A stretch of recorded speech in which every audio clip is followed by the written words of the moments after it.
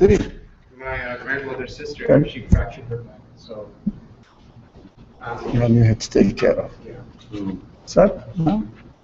أعوذ بالله من الشيطان الرجيم نستعوذ بالله السميع العليم من الشيطان الرجيم بسم الله الرحمن الرحيم هو الله الخالق البارئ المصور له الأسماء الحسنى يسبح له ما في السماوات والأرض وهو العزيز الحكيم لا حول ولا قوة إلا بالله العلي العظيم صل اللهم على محمد وعلى آله وأصحابه وأتباعه وسلم ربنا اغفر لنا وارحمنا وأنت خير الراحمين آمين والحمد لله رب العالمين. As we have been studying the verse, inshallah, we will carry on. فلما أفلت قال لا أحب الآفلة. So, we came here the word mind.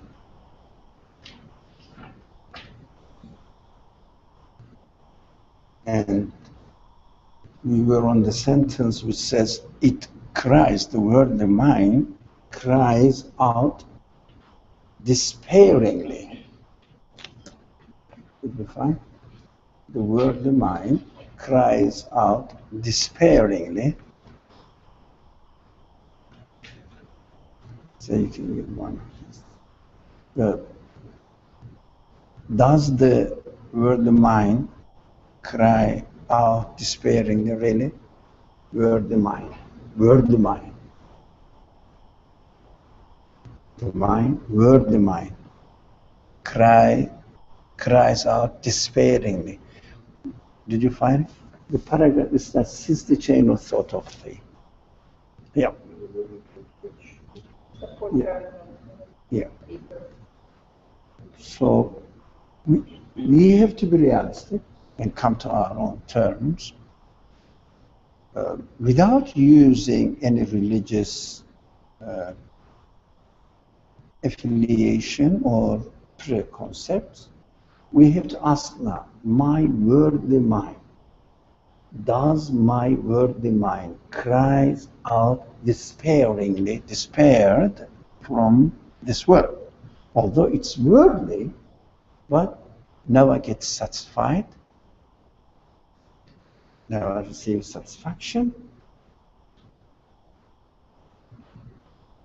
and feels despaired. It means if someone is despaired, it means its expectations have not been met. It's not satisfied. We can think about ourselves. Can my mind, when I am interested or concerned with my worldly life, don't think about God, don't think about the hereafter, nothing. When we are dealing with this world and trying to do something in this world, do we feel that we are despaired? Is it really human to be despaired? Do you get my question? Don't use any religious concept. Don't say that, oh, we want eternal life. Just use your mind and think that I am trying to do something by using my mind, and the mind itself feels despair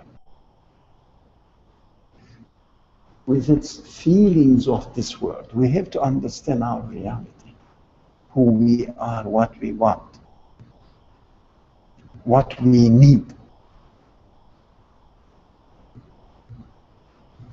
Because what we usually do, we jump from one point into another without making it real for ourselves. Usually, our connection with the world is real. It means we really treat the world as it is. But when it comes to religion, what we do we put it on assumptions. We say we believe in God. There is a hereafter. We hear from religious sources that God will punish us or reward us, whatever, in the hereafter. But are we as real as we are dealing with the world by using our minds? We calculate everything very seriously, don't we? If you want to get out, you set a clock. It's real. So you want to go to job, and you have to take a subway or the bus or drive a car or walk, whatever. You measure them, you calculate all of them, and what your future is expecting from you. You say, okay, I have to do this job, that job, I have to organize this, I have to pay these bills, etc. Quite real. We don't say that I don't know if there is a bill I will pay or I won't pay. Don't take it on a superficial level. We take it very seriously. When the due date, we try to pay before its due date. We are very real. In our relationship with the world, by using our mind, which deals with the world as it is within the cause and effect relationship, we organize everything perfectly. But do we really feel that? You can get your copy, if you like? Copy of? Yeah. Do we really feel that our mind feels despair when it is dealing with this world? Do we? Somebody says yes. Nods the head. So, do you really feel that? So, what do we do? If you feel that I'm going to do this, okay, I know, and I have to take this necessary measures in order to organize my world life, okay, but don't you feel at the same time the mind itself, not your heart, not your feelings, it will come. They will come. No, your mind itself does not get satisfied with it. Mind itself says, so I got the so what? What will happen? Mind questions it. That's what. The problem with us, because religion is something to do with not a real world. Religion is not with the real world. Religion is something like, I don't know, a culture or my pre-assumed things, ideas. So I don't usually make sure that my life in this world, but as my mind tells me that my life in this world is transit, and I'm not really I'm not really getting any satisfaction from it. I'm not getting satisfaction from it. And my mind says, you have to look for a solution. My mind. Although my heart says, I want eternity, I want permanent pleasure, permanent happiness. Yeah, but mine also tells us something, but unfortunately we don't listen to it. We usually tell mind that it has to take notice of its own affairs or own responsibility, or arrange my life in this world, prepare my needs in this world. But when it comes to religion, it becomes only superficial, following things, superficially.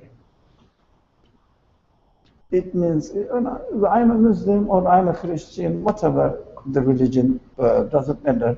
I have to do this according to religious requirements. In general, I am happy with the religion because it doesn't really straight away contradict my mind. But it doesn't really disturb me. So believing in the hereafter, it makes us feel comfortable. So it doesn't disturb me. If the religion said, or any idea said, you will die and you will perish forever, you will fall into non-existence forever, then it bothers me. So I start questioning, I start searching for a real answer, I start arguing with people because I don't feel comfortable. Even I defend the idea, even a person, be careful, even if a person defends the idea that there is no hereafter, that the existence will come to an end when we die, this person, when this person is arguing, you feel that he is not comfortable. He is trying to look for a solution or for a confirmation for his claim. Tries to confirm himself, or makes himself feel secure. While he's arguing, although defending, but in the way he defends, be careful, makes him uncomfortable. Do you notice that? Nervous. Makes him nervous. I say this, but how much I am sure about it. When it comes to analyze the matter from within ourselves, it needs serious reflection. Inshallah. But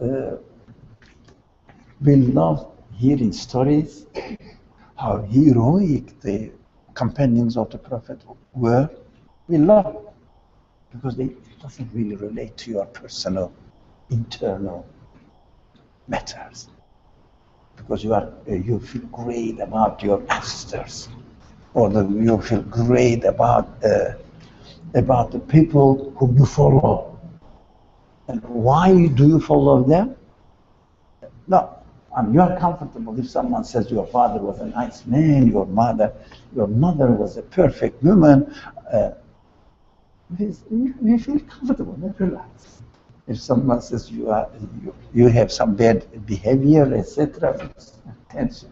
It will be perfect. No one is perfect.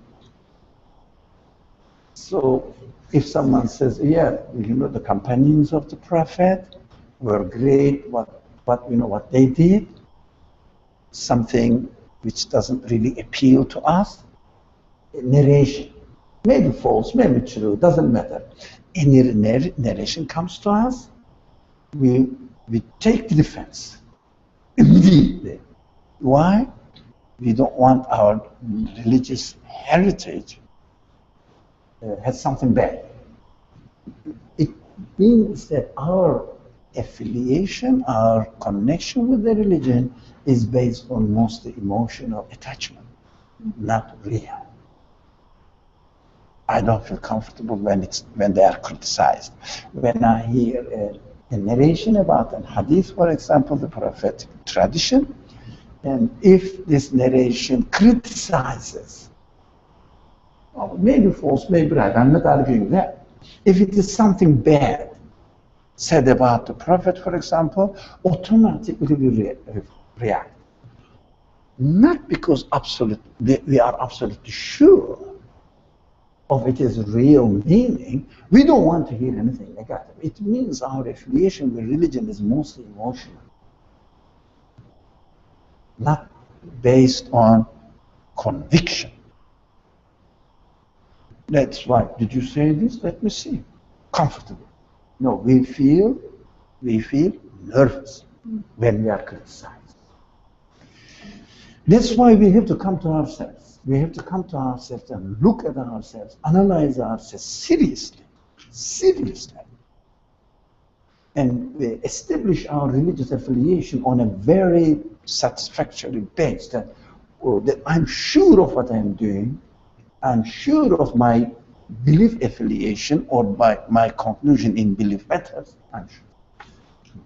You said that people who claim that there's no hereafter have some kind of nervousness about it. Are you saying all of them have this? To me. Because if they don't listen to their conscience, okay, I understand that. They don't listen to their heart feelings, I understand that. Even this sentence is very critical. I wanted to go into deep meaning of it. Even when a person, any human being, uses his, they call it pure reason. Pure reason. Sorry? No. Reason only, rationality only. It means worldly mind. This sentence says even the worldly mind feels uncomfortable about the reality it perceives in this world without attaching to any religion. It means there are two types, very common. One, the religious people, their affiliation with religion is on the surface, very superficial. When they are criticized about religion, what they get nervous. They react. They don't really listen to you comfortably and come up with a satisfactory answer because they don't have it. They get nervous. These are the religious side. And also those people who don't really prescribe to religion, and they don't really accept religion. They reject the belief. When they of course defend their ideas, they have to use their mind because that's the only thing that they trust. Mm-hmm. So while they are using their mind, although they may come up with evidence according to their belief, they are still nervous. Because mind, although mind produces, or under the guidance of egoistic interpretation, looks for the evidence which will support unbelief. It means the world is as it is, happened to be by itself, and we will die and everything will finish. Even when they claim this, they feel nervous. Because even mind cannot accept them. Mind said it shouldn't be. How do they comfort themselves? How do they convince themselves? Although, according to my expectations, I don't like it, it doesn't make sense, the huge universe for nothing as far as human capacity is concerned, as far as my understanding of the universe is concerned, so huge, everything is so complicated and harmonies, whatever, but it is meaningless. Mind said, it shouldn't be meaningless. I said, no, it is meaningless, you have to accept it. Why? Because there's no other answer. But mind keeps saying, look, it shouldn't be. No, it shouldn't be. Yeah. How wonderful the universe looks, that much meaningless it is. That's what they say. Our mind cannot accept meaninglessness. That's why there is the nerves there. So what we have to do, we shouldn't really fall into these two typical categories, which make these categories consist the majority of the people's attitude or people's preferences. So we have to make sure. Look, I have to be honest. If even my mind, let alone my heart definitely doesn't accept. Yeah, my conscience they don't definitely accept that this world is meaningless. Ultimately meaningless if we are going to die and disappear for good, right? But my mind, my reason also doesn't accept, doesn't get satisfied when you say this world is going to fall into annihilation. I have to use them. I have to benefit from them. I have to face them realistically. I have to be brave in using my human qualities. So then what part of it is, if we're breaking it down to kind of subsections of our being, like what part of it is it that makes so many people, I would say, like satisfied with, okay, well, you know, this life's just a game, we're just here to play a game and we just have to live in the moment. It's sort of this, the current culture that I would say I come from. Like it is in some ways, people seem to be relatively, I mean, I can't speak for them, but there's a part of you that is okay with just settling into that existence. Now what we are studying here, is it okay? I think if people really thought about it, probably they that's why.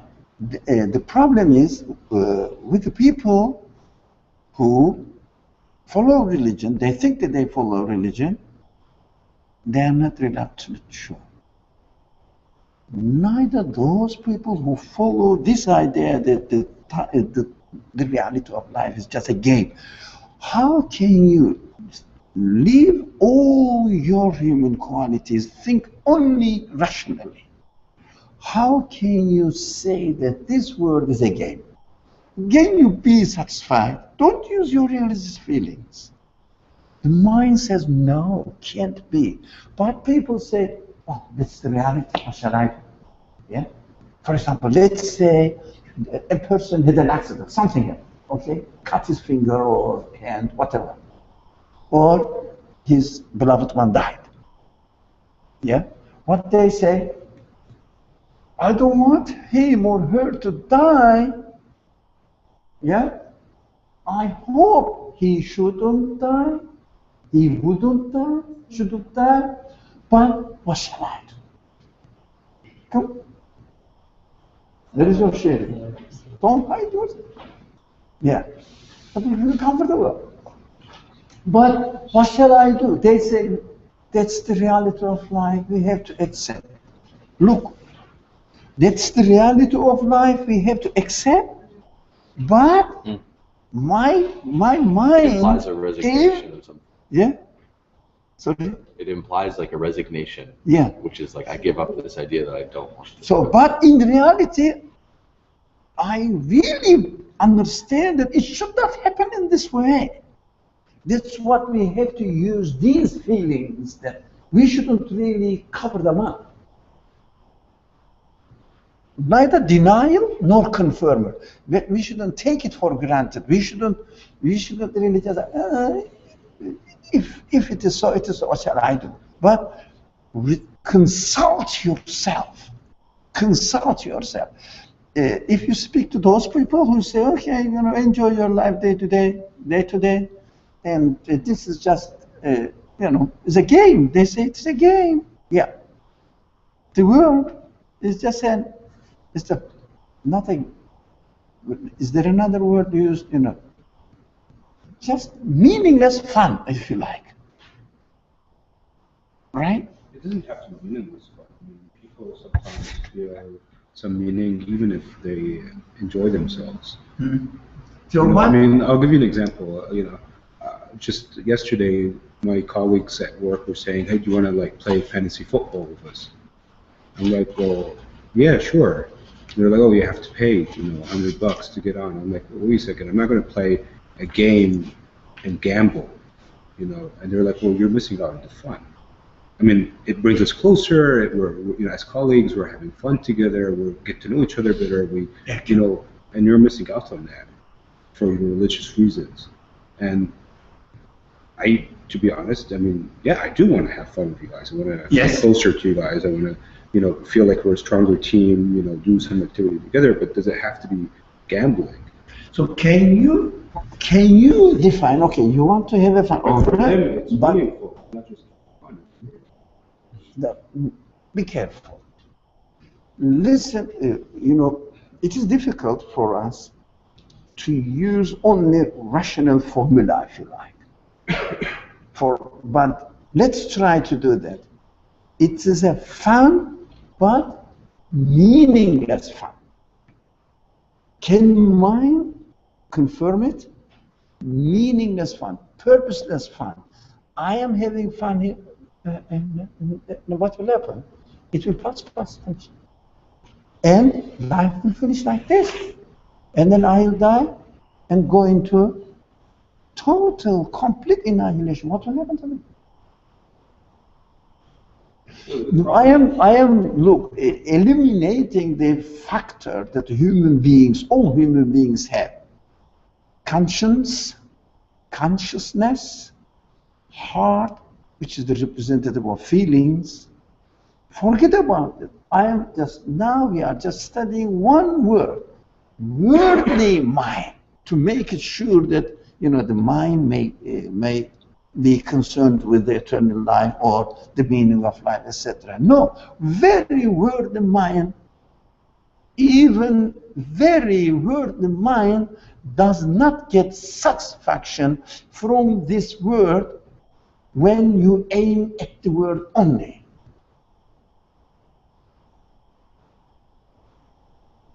Yes, people do that. Do you think that people go to the masjid or to the mosque or to the church, they are absolutely confident about their actions? No. Just they say, well, it seems to be not wrong, so let me do it. It is safe, it's better than denying, better than risking your life.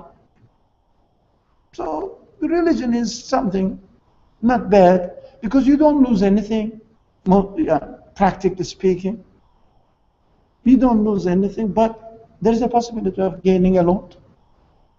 So people don't really feel really serious to think about it, take it for granted and do it. But when you challenge them, what do? They take the defensive and they get nervous because they are not sure. The same thing happens if you tell this person who says the word is a fan, okay, but my father passed away yesterday, for example. I understand.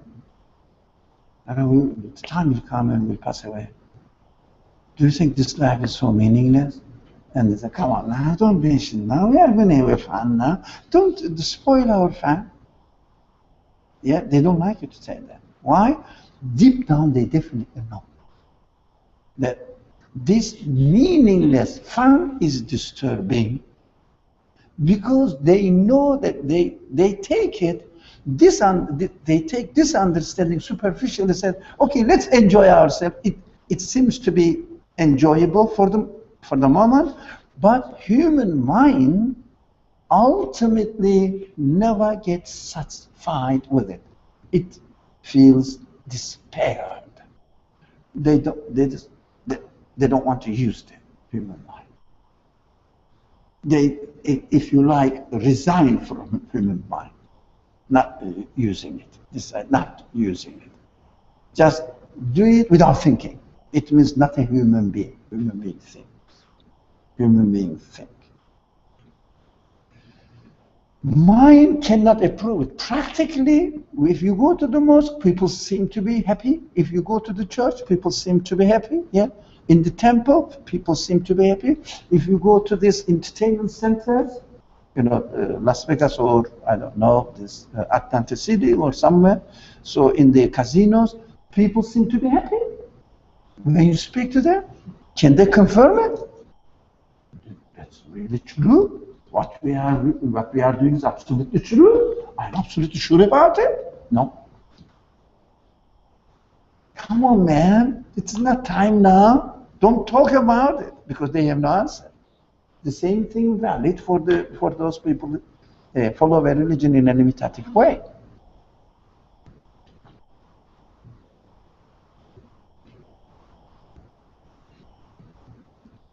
So it is being superficial. That's why we have to learn here, this kind of discussions, to be realistic with ourselves and really use our human qualities in its fullest sense. We have to use it. Yeah. Finish. So how can you have fun then in this transient world, the effective way, the way we should be with meaning and purpose? How can you have satisfaction while we are not sure what we are doing when you pray or do fast? Like most of the people fast, don't they? Muslims or those people who are somehow relaxed with religion, not taking a negative attitude to religion when they fast. How they feel relaxed about it? If you ask them why do you fast, what they do? What do you do? Come on, we are Muslims, we fast. Ramadan is our most sacred month. That's it. And do you think I am an unbeliever? Take the defensive position. Uncomfortable. What if you don't have any answer? You're like, Then you become, you look what? Not you. The person who doesn't have an answer looks stupid. So they don't want to face this. What did they do? What do? They don't think about it. What would you answer if someone asked you? No, it's not our subject. No, it's not our subject. Our subject is use your inequalities in their fullest sense. Don't run away from yourself.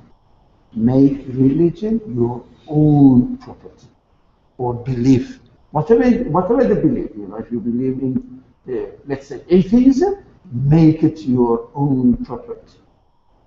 Whatever your conclusion is, don't be superficial. When you listen to yourself, you will find the truth. Don't worry. But use it. Use yourself. We don't. That's why people, mostly human beings in general, are related to historical narrations, traditions, legacy, cultural legacy. They love it. So if you go to a church or a mosque, doesn't matter, start telling the stories of the saints, etc., they love it.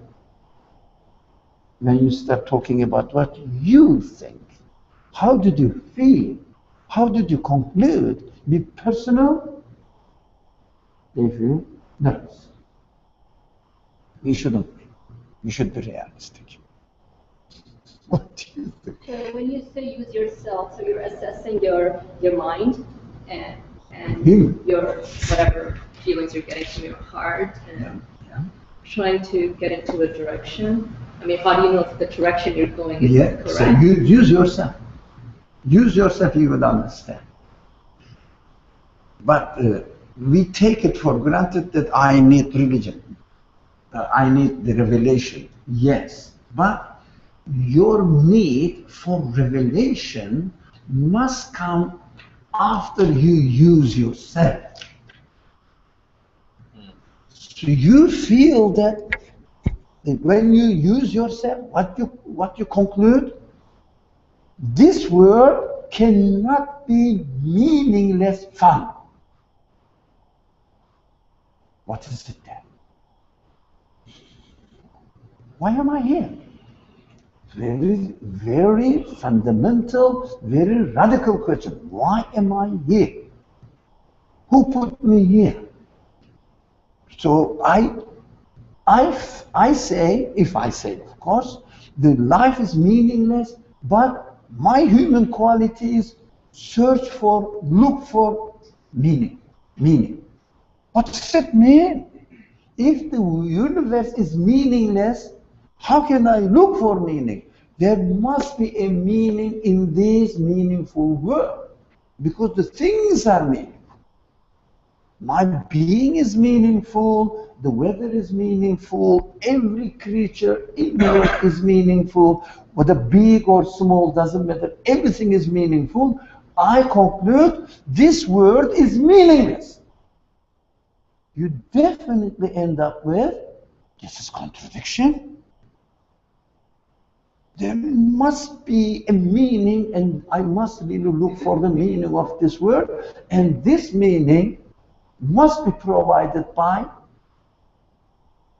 let me copy now the expression, the author of the book of this universe, because it is meaningful. Who authored this universe? Who did? So then you need to hear a news, a guideline from the Creator. Whoever made me must lead me, must provide me with the guidelines for the meaning of this one. When you say revelation, is that so what would make sense to me? It must be no. First, when I say revelation, it means I'm using a terminology which is commonly used. It means the creator, the owner of this universe, whoever wrote this universe, book of the universe, must tell me why he is doing whatever he's doing. Must answer my questions. That is revelation. It means he must speak to me. He must speak to me. Whether you like any text which says, or scripture which says A or B or C text, doesn't matter. What matters is I must be confident in the existence of the speech of the Creator, giving me the guidance. He has to communicate with me. It or he, whatever, he has to communicate with me. So you look, you start searching for it. So we have to search for it. We cannot find any read book next to me. Without, if I don't search for it, books maybe next to me, book or the person or the idea, whatever the written or whatever recorded, whatever the source is, maybe next to me, I don't read it. I don't hear it.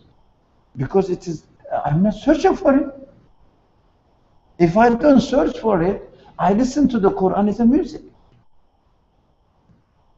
Good music, it's entertaining, it's very beautiful. What if you read the book and now it doesn't resonate? Sorry? What if you read whatever books you have and now it does not resonate? Yeah. You have to look for the source which resonates. Because it must speak. The one who authored this book of the universe and made must tell me, and the meaning must be transferred to me. I know the things are meaningful, but if I don't refer them to its author and communicate with him, this meaningful book becomes meaningless. Let me give you an example. Once put us, poor guy wants to get married. No, wait. So he finds a letter, look, says, I know you want to get married. I know you are looking for a opposite sex, these and these qualities. I have this. I am ready to get married, but he doesn't know who he is. Who sent the letter? Sure, who sent the letter? He doesn't know them. Although the letter is meaningful, it has meaning, but he cannot communicate with the one who sent the letter. Right? The meaningful letter becomes meaningless. You understand? That's why the universe is meaningful, but what shall I do with it? That's why people say, although the universe is meaningful, with its meaningfulness, it has its meaninglessness. So, don't think that I'm playing with the word. With its meaningless, with its being meaningful, it becomes meaningless. Its meaninglessness contradicts the reality that the universe is meaningful. Did you understand? In your mind, its meaningfulness is meaningless. Meaninglessness contradicts the reality that it is meaningful. So you have to search for it.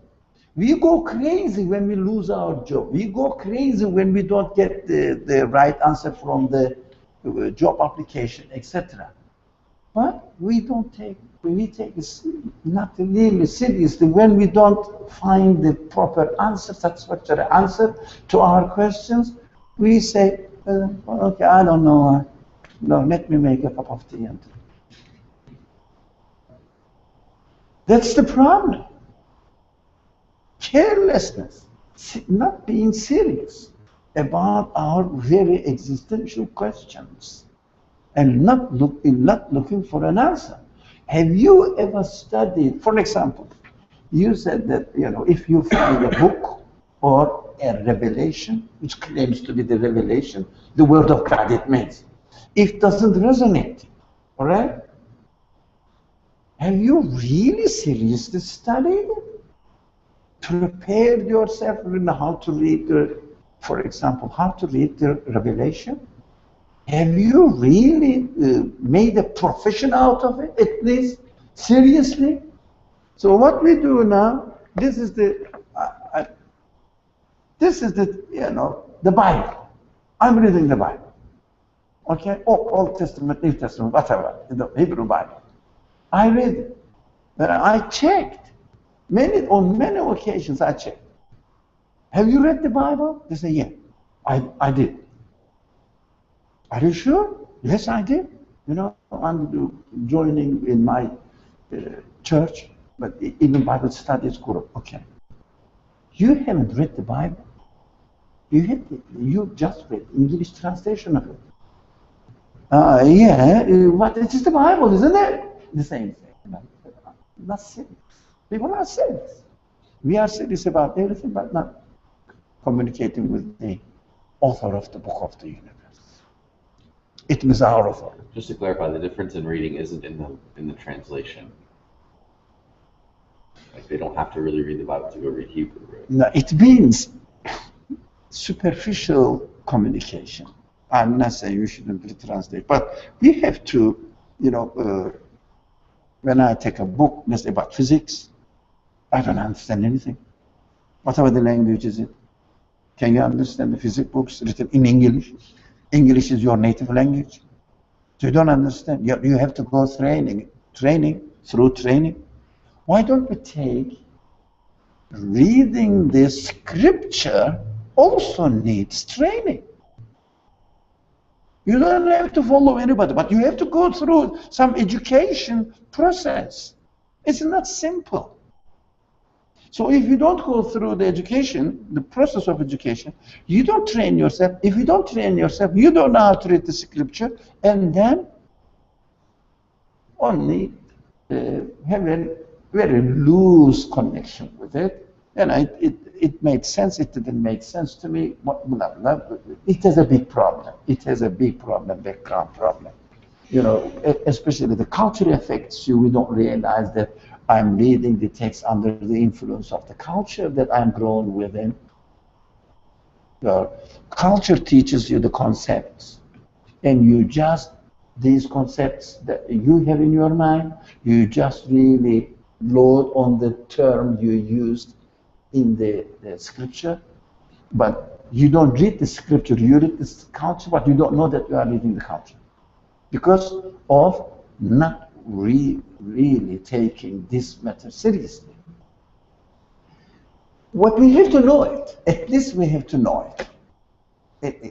It doesn't mean that we are going to have any course about it, but it's a long process, but we have to know that. That is something missing in my affiliation with my religion, or with my conclusion about the world. It is not only a criticism of reading the scriptures and its translations, but mainly you have to read it. You can make comparison. You can really concentrate on the vocabulary, because every discipline has its own vocabulary. has its own terms, terminologies, don't they? Now, when it comes to scripture, why don't we take it that it has its own terminology? It's not, it shouldn't be taken simply, in a simplistic way. So even the word gets despaired with the word the mind, I'm sorry. The word the mind gets despaired with its affiliation, with its relationship with the word. It looks for something else because it becomes meaningless. For the mind only, let alone the other human qualities. We will go a bit further and faster because that was an important point. I didn't want to really cover it up last week. But in a simplistic way, the mind doesn't really get satisfied and it gets despaired with its own conclusion. It looks for a more satisfactory, more substantial answer to its inquisitions or inquiries. Since the spirit, now, it is summarizing, the text is summarizing it. Since the spirit has withdrawn from those that said, because we studied that the human spirit never gets satisfaction with those that set. It means transient. We studied that we shouldn't go back. And the ephemeral means those that set means ephemeral, transient. And the heart has given up its metaphorical beloveds. Metaphorical beloveds? Metaphorical beloved is an interesting term, maybe related to your question. You said the people say, let's have fun, it's nice, why not? Okay? They love it, but this cannot be a real love. It is metaphorical. Why? This is not contrary to our nature if you really think deeply. Seriously, why? First, I love these flowers, and let's the real flowers. Yeah, I love these flowers. I want to have them. I want to be with them. That is, in reality, metaphorical, but it has to happen. That's how I connect. That's how I really train myself there. I love the flower. I want to have it. When I have it, a few days later, they wither. They start withering. They leave me alone. They start losing their beauty. That's why I understand.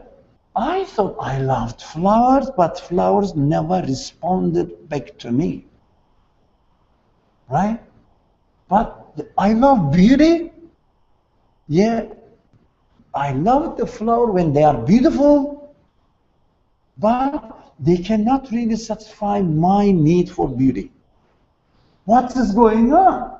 That's why I understand. Okay, I understand. Two, not one. He came later. Next time he needs energy to come here. I'm joking. Yeah. No, not a huge one. Yeah. No. Don't worry. People say no, but they love it. This metaphorical love, right? So it is the sparkling point. It is the sparkling point. Is it the pilot on the stone? It starts it, but it doesn't really cook. But it starts it.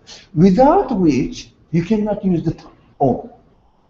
Like this, if you like that one, if you don't love the flower, you will never search for the eternal beauty.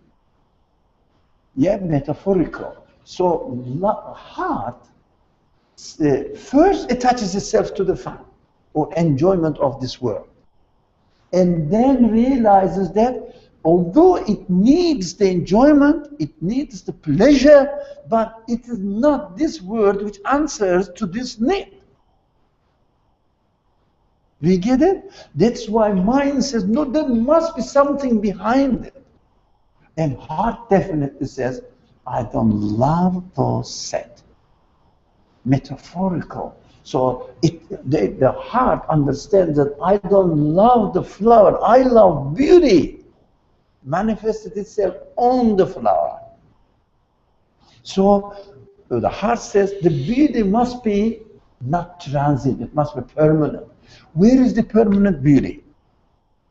The heart starts searching. We studied that too. When we start searching for the permanent beauty, we understand that not the flower, but the maker of the flower, who made the flower beautiful and attractive to me, and attractive, made it attractive to me, and it was an invitation letter. For example, you receive a letter saying that, somebody is inviting you, or let's say you are looking for a job and you receive a letter, come on, let's have an interview, okay? Physical interview. Not on the phone, it's cheap. So physical interview, come there, okay? So what do? You get hot now. You start developing the home. And then when you get the job, you say, that's what I want. That's what I want. Yeah. No, I mean, for this world's condition. So when you receive the letter, it is just an invitation. Like you are receiving the letter in this world from everything that we enjoy. Even those things that we don't enjoy, it's the letter as well. Letter from the Creator, letter from the Maker. Again, 2 or 3. That's different. So maybe 3. Try.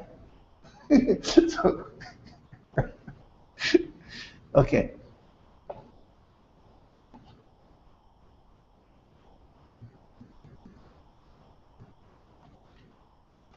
When we receive the letter, what we seek, what we really hope, the letter carries you a message. Okay? We want this message to come to reality. Okay? To come to reality. That's what heart wants. Hamza, that's what heart wants. You want this, you want that, you want this, you enjoy this. These are okay. But heart says, this enjoyment, let this enjoyment come to reality. Permanently. Permanently. Not temporarily. Permanently. How can you get it? Heart search for it. How? Where did this letter come from? Where did this beauty come from? Heart searches for it. With the help of reason says it cannot come from its own elements. Right? It is made, prepared by a conscious will. So the heart says, I want that. That is the hope. In Arabic, raja. That's the hope we say, that must be true. So we have to look for satisfactory explanation that this universe has a permanent creator, permanent source of its qualities. They are coming from the maker, the author, the creator, whatever you call it, of this universe. That's why we look for a conscious source of existence that we can communicate with. So we have to go stage by stage in order to communicate with the conscious source of existence of this universe. Are we in contact with him? Can we really communicate with him? But yes, we can. How? Make sure that they are coming from definitely a permanent, eternal, absolute source. That's my source of existence. That's my cause of existence. I'm coming from him. I am his product. I am his product. I am his work, masterpiece. Yeah, human beings are masterpiece. We can fully communicate with him. Let's say He demonstrates that he knows everything. I can communicate with his knowledge. He demonstrates that he makes everything beautiful. I can communicate with his beauty, the owner of the beauty, his beauty. He demonstrates through the creation that he is wise. I can communicate with his wisdom. So he demonstrates that he is the absolute existent one. I can communicate with his absolute existence through my transient existence, through my dependent knowledge, through my given wisdom. I know that they are all from him. Connect back. They are from him. Return back to him. You can do that. Just be aware. It's not difficult. Just take the method seriously. It's not difficult to be with your Creator. It's not difficult. It is very real, but it is beyond the universe. It is far above the heavens. No. It is with you. Where? It is within your own createdness. It is within your own manifested knowledge. It is within only your love of beauty, love of perfection. It's within your own love of permanent, love of eternity. It is there. Don't you love the permanent beauty? It is there. It is there. Don't turn the face of this love of permanent beauty to the transient beautiful things, the source of their existence. He is the permanent love of beauty. So use your love of beauty and connect it to the one who gave it to you. So look at the flower and say, what would you say? My Creator is showing me, demonstrating me that He is beautiful maker. He is the source of beauty. So I have to attach my heart to the source, not the ephemeral things. So my first attraction to the beauty of the flower was metaphorical, not real. It means it is the invitation letter that I received. You may receive a real invitation letter. So the address is clear. You will know who is sending it, who has sent it to you. So get the connection. We want to establish a connection with the source, not the means. Yeah. If we think that we are just satisfied with the transient means that through which the owner, the Creator, is communicating with us, it means we are being cheap, very cheap. We are not really masterpiece of the Creator of this world. We are using ourselves in a very simplistic way. Like this one, I like enjoyment today. It is a fan. I like the fan. Okay? And that's it. When I finish, it is done. And that's it. That's the reality of the world. But you want a permanent fun. There is no permanent fun. Don't wait for it. Rejecting your reality. Turning blind to your reality. So that is being cheap to me. It means you are not using our human dignity in the proper way. If I am given these qualities, they are there. I should never deny them. They are there. I have to use them. That is the beginning of religion. Not the end. That's the beginning of religion. We start religion from a completely different field. That's why the religious sources, because of our connection with the religion in a funny way, in a wrong way, religious sources don't resonate. Because my expectation is on the wrong direction, and they present, mostly, they present the culture, the religious culture, present religion to me in a wrong way too.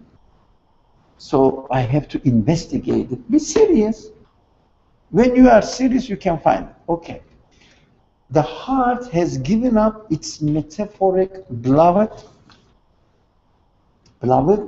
metaphoric beloveds.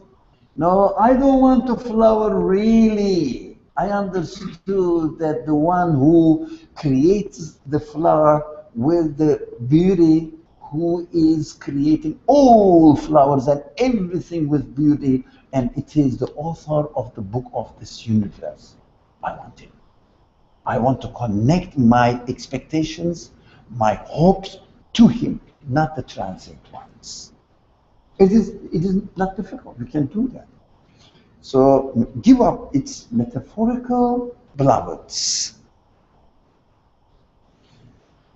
And the conscience too has turned its face from transitory beings, that we can apply the same methodology to all human qualities. Yeah, from transient, from those things that set, leave them aside and go to the source, eternal source of everything.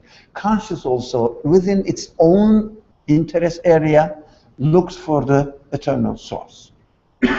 Now, so doesn't get satisfaction from transitory things. That's how human beings are.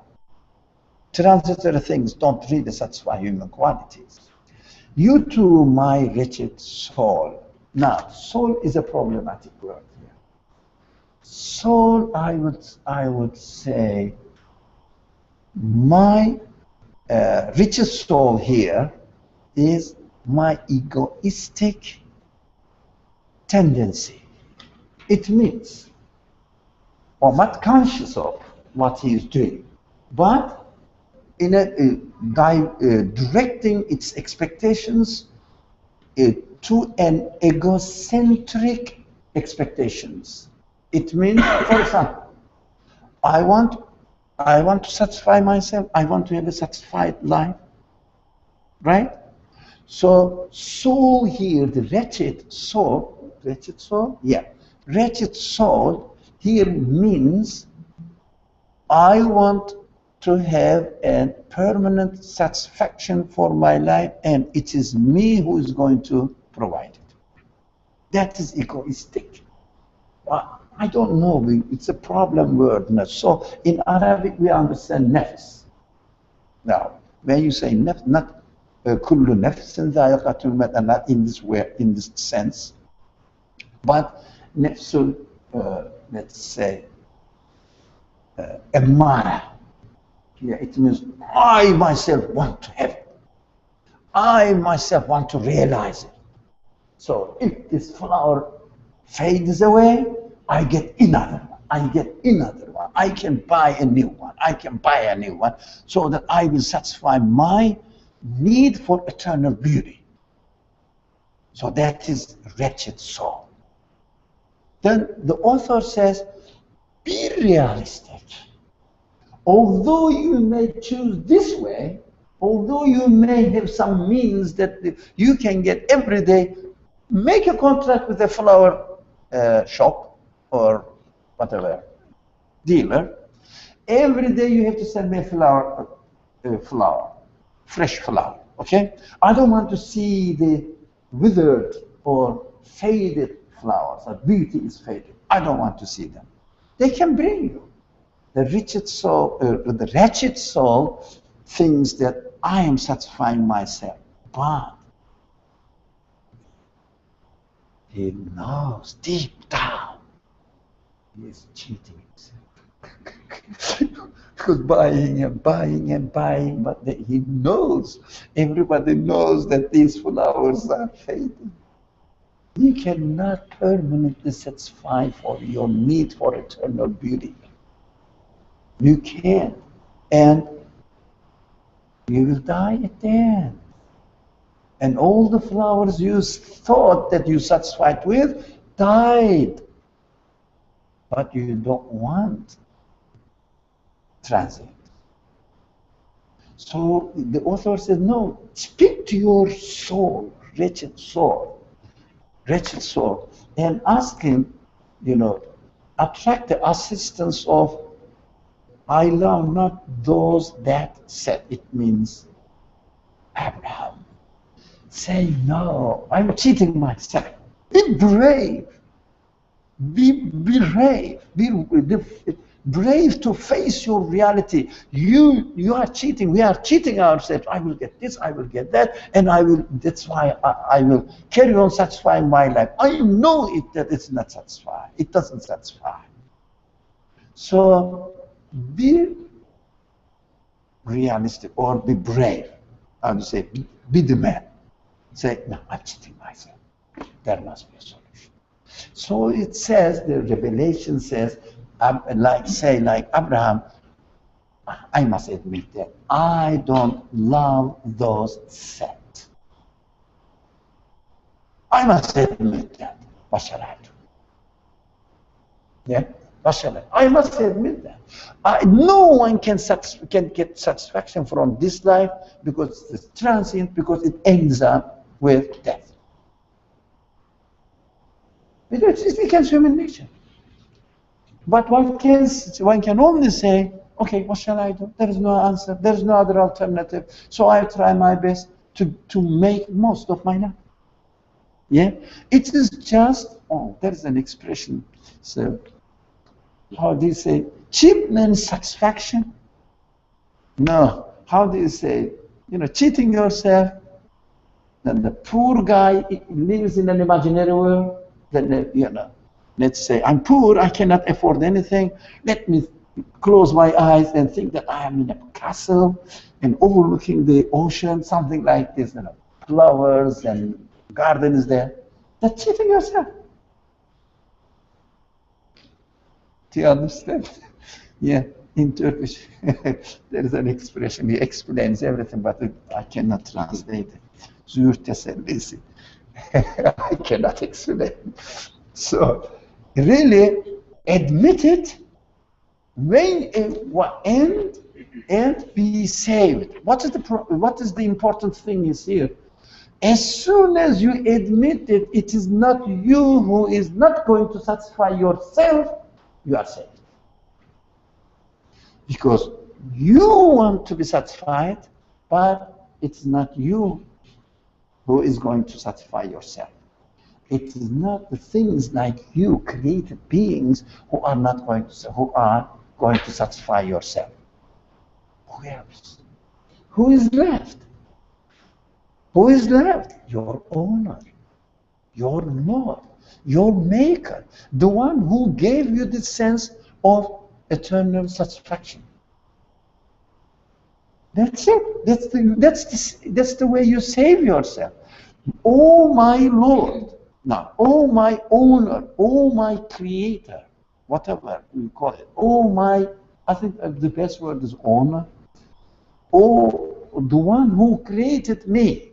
You can satisfy me. You can satisfy me. So, see, that's the Quran, or the revelation comes with a proposal. Yeah? The revelation narrates the story of Abraham, yeah, and says that Abraham didn't love those that sect, and we say, okay, Abraham didn't love it, what shall I do? But if you really understand what it means, we have to become aware of this reality and look for the solution. If you don't love those that said it is transient, and you don't love yourself either, being transient is the source of satisfaction. What are you left with now? Who made me with this need? He can satisfy me. It is the news from him, come to me. It's an invitation, come to me. So he says how well Mevlana Jami, it's a very famous man, they expressed it, whose nature was needed with love. It means, I mean, he always speaks about love. It's very famous. That's a new title. Let's see. How deep? Oh, okay, we have some time. Okay. It means love, and who was intoxicated with the cup of love. Love for what? Can you love transient things really? But it's be realistic, you know. Somebody says, "Come on, use this one, and tomorrow I'll get it back." You know, okay, I'll use it for one day, and then you cannot really attach your heart to it. Yeah, that's why this Johnny, that's why intoxicated with the cup of love means real love. So I want to satisfy my sense of love. How can I satisfy? That's his profession, if you like.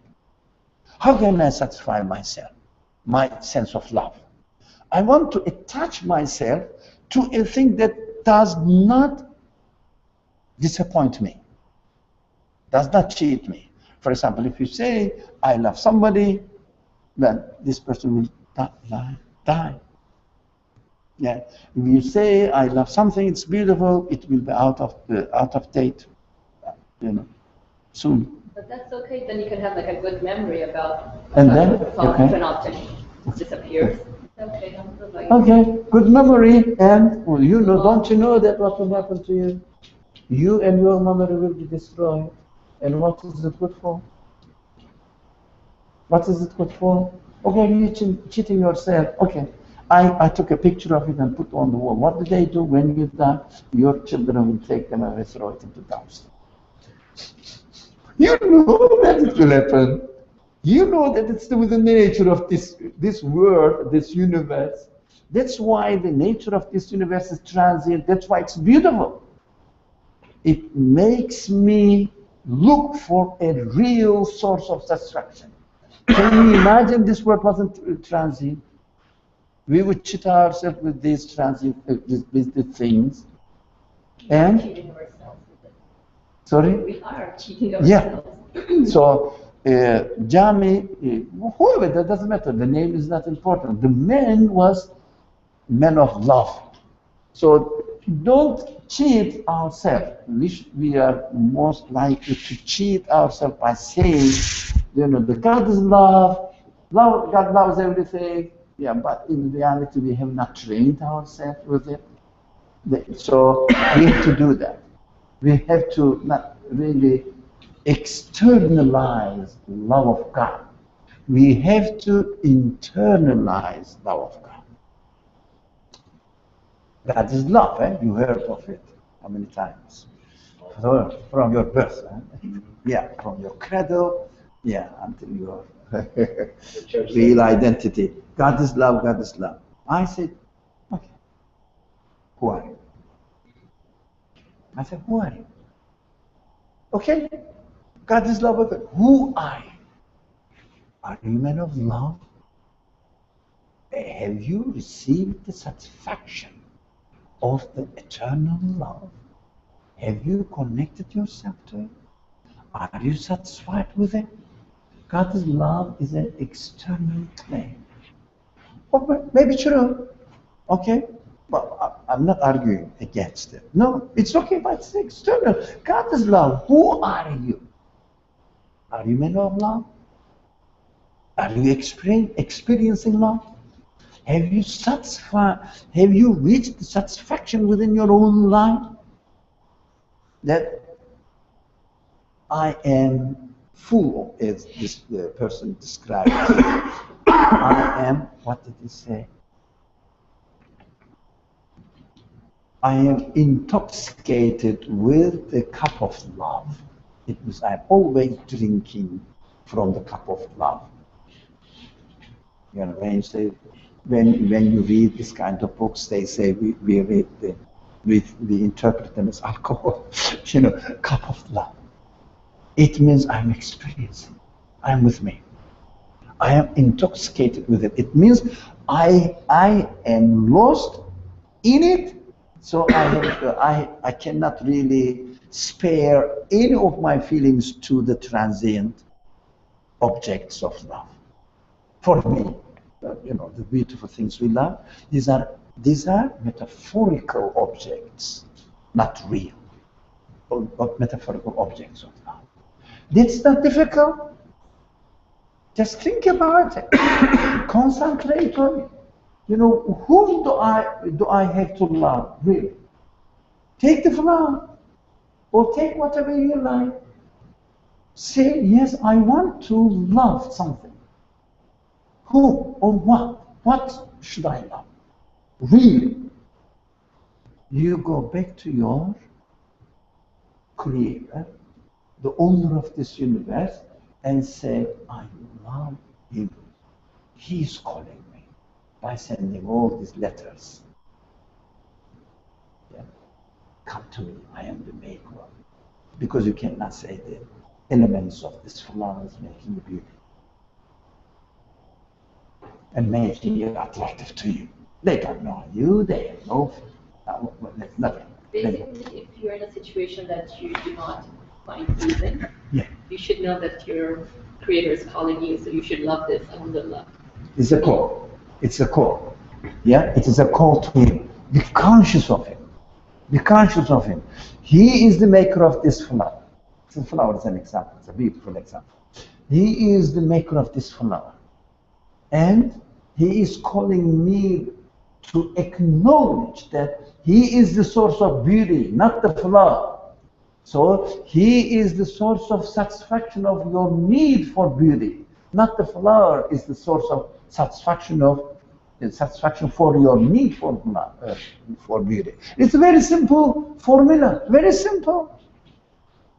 There must be something. Since I have it, there must be. Since I have the love for eternal beauty, there must be. Since I have it, it's my reality. So, that's the Persian saying here. Is it there in the translation? Have I copied it? Yaki kha. Yeah. Yaki khawa, whatever. The yaki Jew, yaki bin, yaki dan, yaki gu. That means want only one. The rest are not worth one thing. Only one with capital O. You don't have the text with you? So, the one, the creator, of the owner, the source of everything that you are attached to. Want that one. The others are not worth one thing. You are transient, they are transient. They cannot really satisfy you. So attach yourself to that one. So call one, the rest are not worth it. See one, the others are not seeing all the time. They come and immediately, we will study this next Wednesday, inshallah, immediately disappear on the spot. They hide themselves behind the veil of ephemerality because you know that they are transient. Even they seem to be substantial, permanent, but when you really closely examine their existence, they are permanently transient. They are permanently transient, changing, continuously transient. We will try to understand this very mystical thing, not mystical really. No, don't call it mystical. Difficult to understand, mysterious thing. How the things look permanent, in reality, transient. But they look permanent.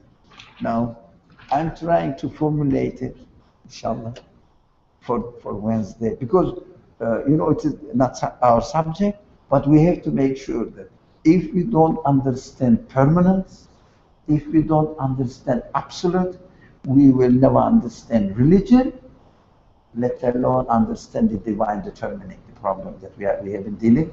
No, impossible. If someone doesn't get satisfactory, doesn't receive a satisfactory understanding of absolute, you cannot understand divine determining.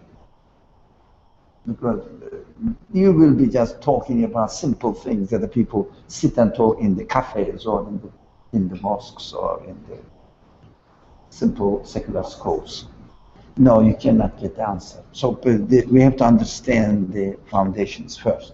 So we will study this one, inshallah. No one, the one who deserves to be known, actually. Now, because it is eternal, it's absolute, it is the source of the cause of existence of everything, and the universe is his book that we are reading here. So knowledge, be careful with the definitions. Knowledge other than that which assists knowledge of him.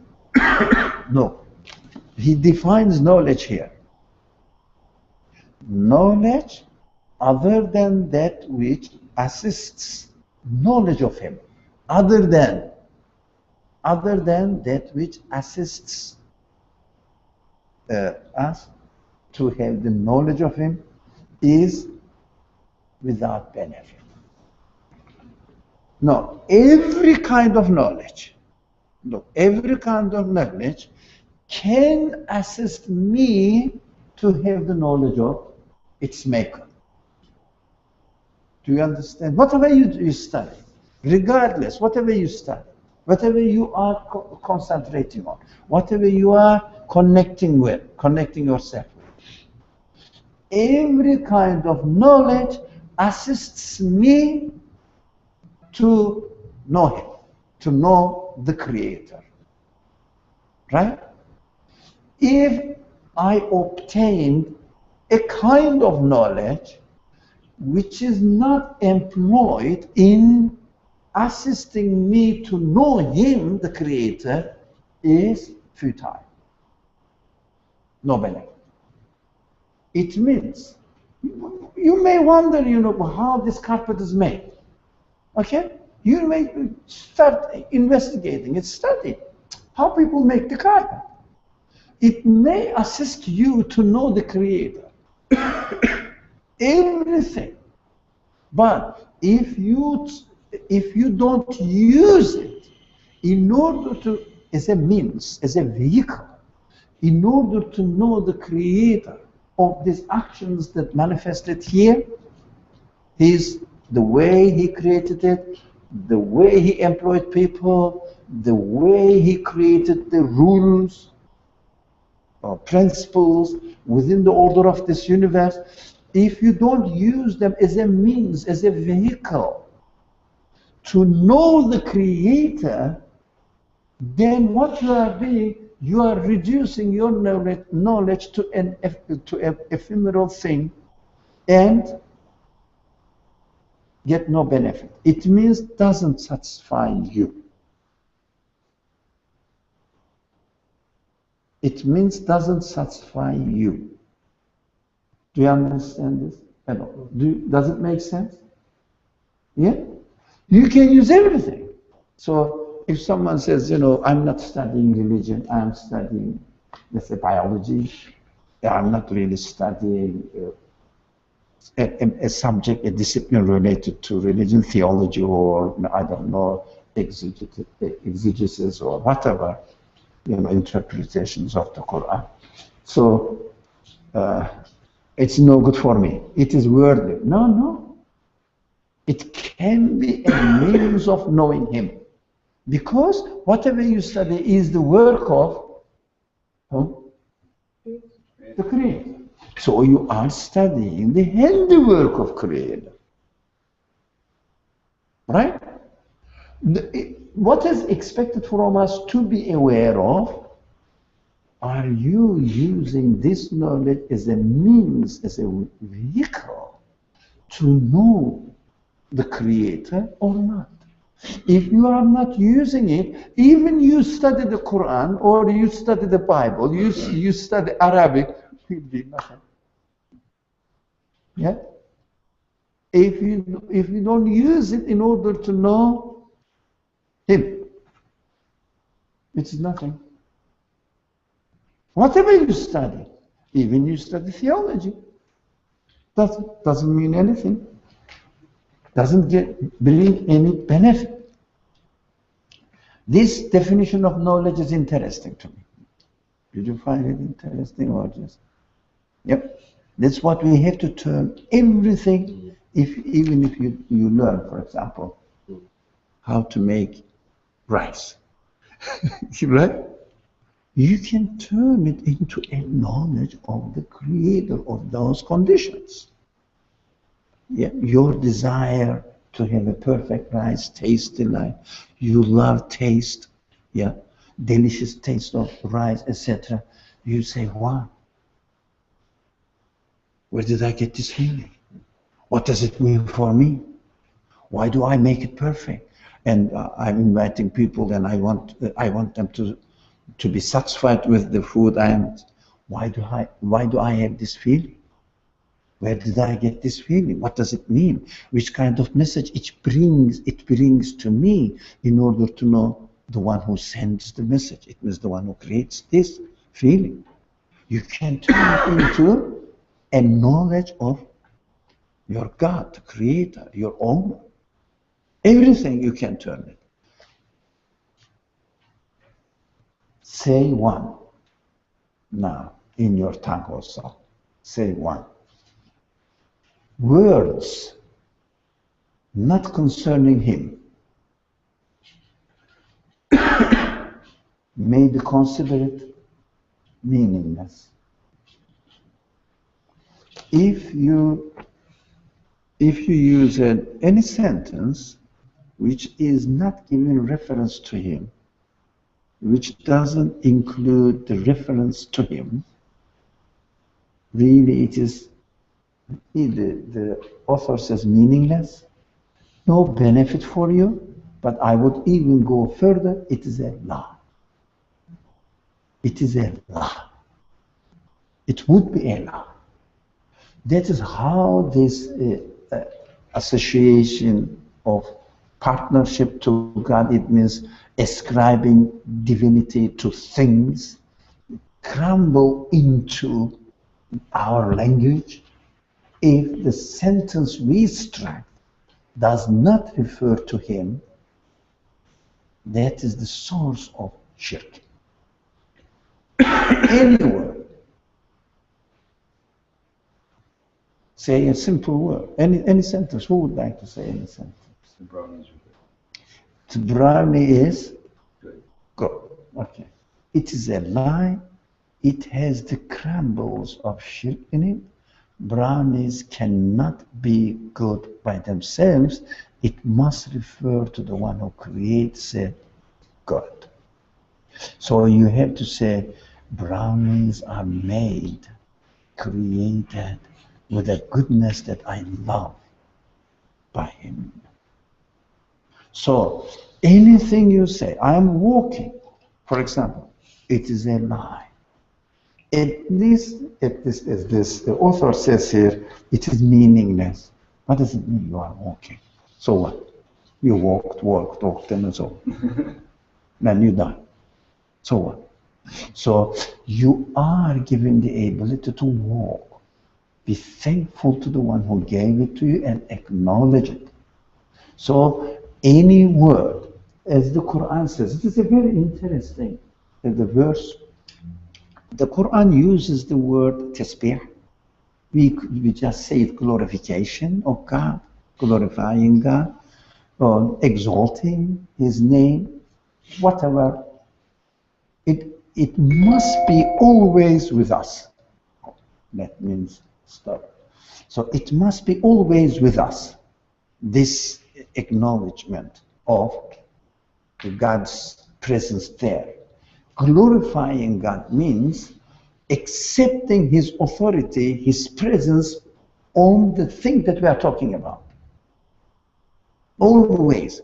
Everything says by their own being, my maker gave me all these authorities.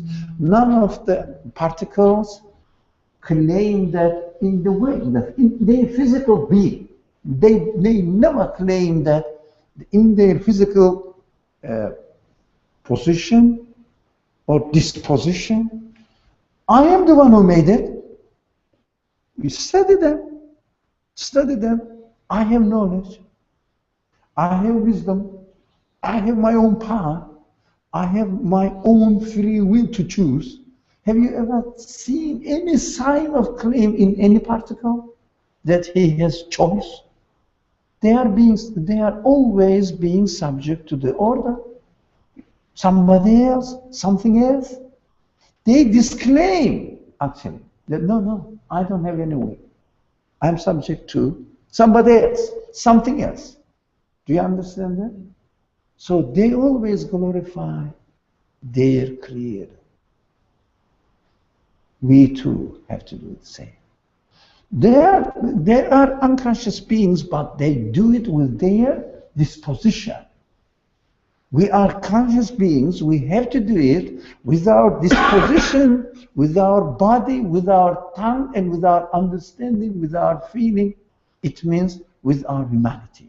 We have to always refer the things to their real owner. We are always stealing this property of God, attributing it to others, and then saying that I never commit shirk. I don't know what shirk is. If this is the, how do you say, crumbles of shirk. You know, small pieces of shirk. If we are not aware of it, they all become together and make a solid thing. Then the word becomes your object. Because you say, brownie is good, the flower is beautiful, the machine is perfect, I am something healthy, whatever, you know, I can do this, etc. And there is no God in there is no Creator acknowledged in my being. And I say, I believe in God. Doesn't it look ridiculous? I believe in God. Where is God? Beyond the heavens, sitting. I don't know where. So we have to bring it into our real life. So it says, the words not concerning him may be considered meaningless. Yeah. Yes, Jami, he is speaking, communicating with Jami, conversing with the author who said, want one, call one, seek one, see one, know one, and say one. One. We said this one, you know, the only one, with the language of the Quran, huwa. Okay? The only one, the ahad. You know the very famous story, you know, Bilal Hamish was tortured and was said, ahad. Because when he said God, they said, oh yeah, we believe in God as well. Yeah? That was the point. Saying God is not the point. Yeah? What is the point now? Ahad. The one. The only one. The only one. Not a God you say you're going to throw him out of the universe. So, yes, Johnny, you spoke the truth absolutely. The true beloved, the true sought one, the true desired one, the true object of worship is, look at the delicacy of the language, is he alone. Huwa ahad. This is what we have to say. Huwa ahad. Ahad is really absolute here. Can't be two, can't be in nothing other than him. Only him. So when we say the truly desired one, sought after object of worship is he alone. I'm very happy that the author didn't say Allah or God, because it will be again obscure. It is the proper name, and we don't know what we are talking about. Yeah? He alone, the one who is manifesting himself, his qualities, in the things I am in contact with, I am in relationship with. So all the qualities belong to him. That's it means proper name is different from the quality. Yeah, that is very important and delicate thing in Arabic. So sometimes in the Quran it uses ma and man, you know. Men fi samawat wal ard. You think that the men is conscious beings who are there? You know, they are just the unconscious beings. No. And sometimes he refers to God man. Why? Not man. Man means he, ma means what? Yeah, man is who, ma means what? You know, when the Quran uses ma quality, the qualities, it refers to its quality, his quality. His quality. Man refers to his personality, the essence of God. It was proper name. For example, when I say Hamza, okay, what's this guy? Even when I say, who is this guy? It's Hamza. What is it? He is a graphical or the computer programmer, whatever. So he is such and such. You start talking about your quality. Do you understand? That's why when we say he, and the one who he is, and make it, how do you say? Do not hide yourself behind proper name. Because the proper name seems to be describing something but doesn't have any real value that you attach to. Right? For example, you hear a name. What is it? You hear a name. He is the president of something, or he is the one who made this building, etc. Then you start connecting yourself to him or her. Doesn't matter, the gender is not important. You know, the qualities make you connected to. That's why I see that in the community, they are not aware of these things usually, not everybody, but usually in the culture, when you use God, or Allah, depending on the cultural background, they say, oh, it's good, he's confirming Allah. What do you think of Allah? What does Allah mean for you? What does Allah mean for you? So you have to come with His qualities, right? And these qualities need to be confirmed. Yeah, when I say Allah or God, who is this God? God, what do you mean by the Creator? How do you know He's the Creator?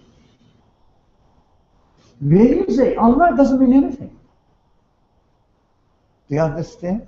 Do you understand that ridiculous thing that we fight over? Some say Allah, some say God. So it doesn't mean that we shouldn't use the word Allah. No. While we are concluding, while we are confirming, we have to be aware of the qualities of the one we call Allah. The qualities matter. Not the proper name matters. Did you understand the importance of this? So, that is a practical thing. The qualities matter. Because you have to confirm the quality. Yeah, and you cannot confirm the proper name. So when you see man fi samawati in the Quran, so you're referring to qualities? Sorry? And when you were explaining the difference between man and man? So this is the usage of the Quran. Sometimes interchangeably uses ma and man, and for the apparently unconscious things, we use man. Sometimes uses ma for God.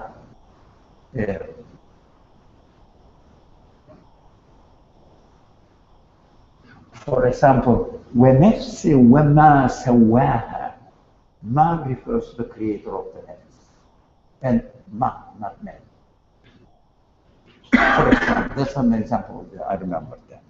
So there's some people twisted, some commentators.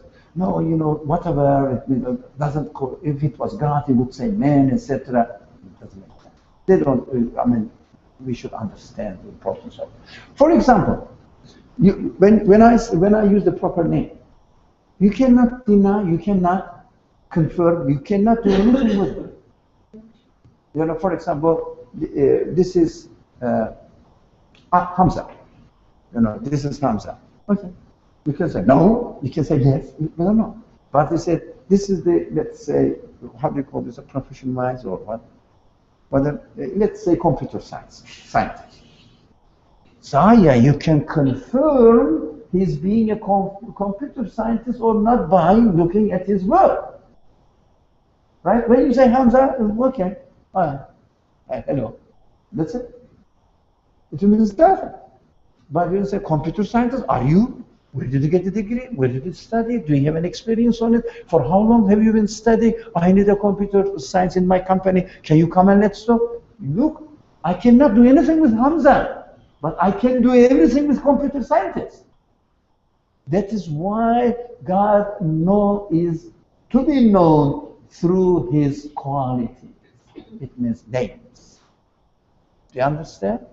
Or attributes, they say. It doesn't matter the names or attributes, through his qualities. When you say God, I don't mind, whatever you say, what do you mean by it?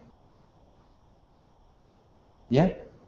So you have to come with, or we have to come up with qualities. So, okay. I don't mean to be insensitive, but over 10 minutes ago we said we have to stop. So. Sorry? Do you want to continue? Or? I want to finish the things. We're so close.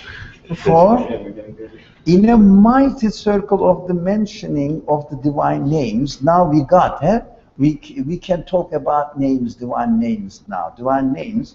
This word, together with all its beings, and their different tongues and various songs, declares there is no God and there is no deity but God.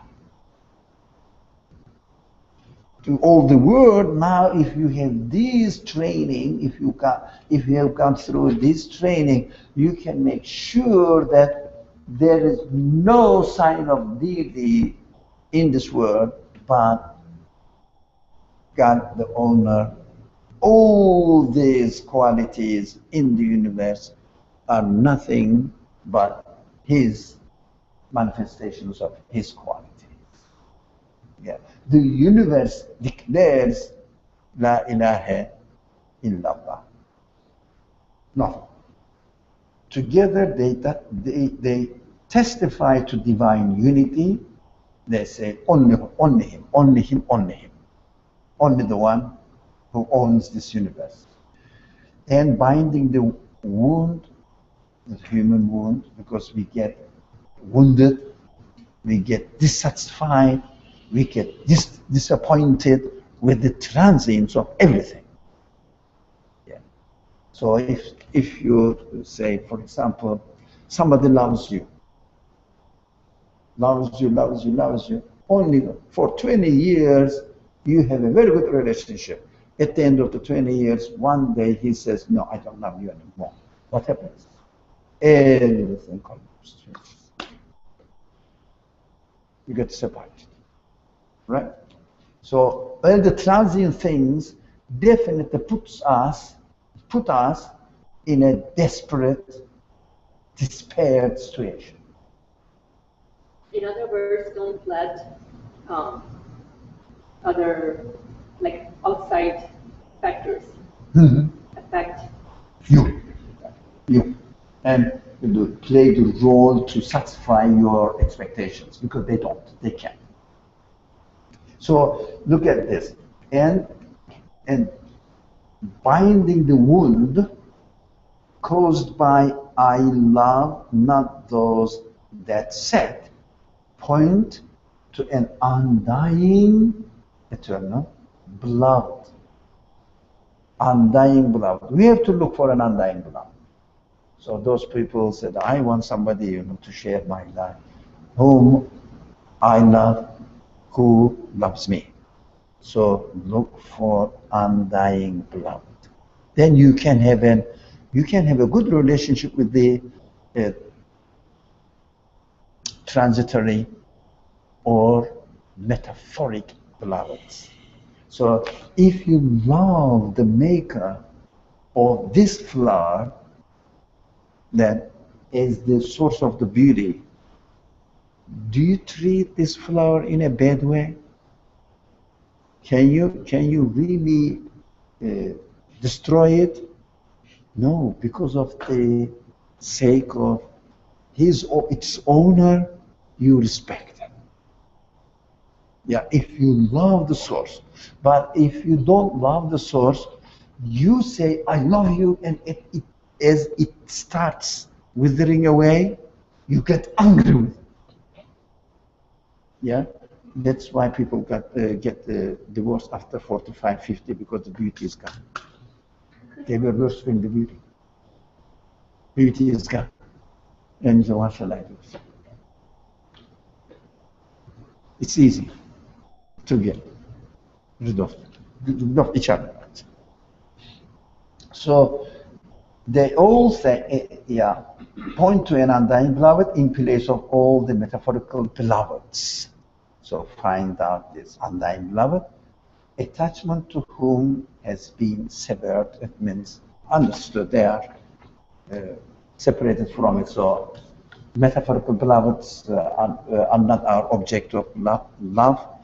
Only the eternal or the undying beloved can be the only beloved. The rest will be loved in His name, for His sake. Yeah. If you receive a gift from your beloved one, do you destroy the gift or do you keep it? Keep it. Why? For the sake of the one who sent it to you. Right? That's why what we do, we love the objects and then say that I love God. Why? And I'm happy with the world. That's the opposite. We have to love God. As a result of this love, we can respect and love the objects that He sent to us. That's how it should work. Bismillah ar-Rahman ar-Rahim. سبحانك لا علم لنا إلا ما علمتنا إنك أنت العليم. وآخر دعواهم أن الحمد لله رب العالمين. بحرمة سر سورة الفاتحة.